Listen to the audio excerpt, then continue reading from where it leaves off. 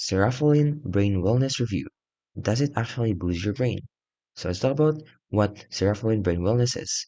So it's marketed as a natural and nutrition medical food for people with mild cognitive impairment, or also known as MCI.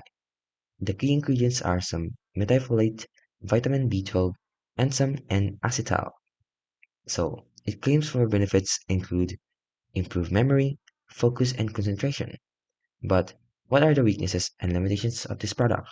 So it's not a typical over-the-counter supplements. So it's often sold as a medical food or under medical supervision. So it also has a mixed user feedback. Some reports noticeable improvements over weeks or months, others see minimal or no effect at all.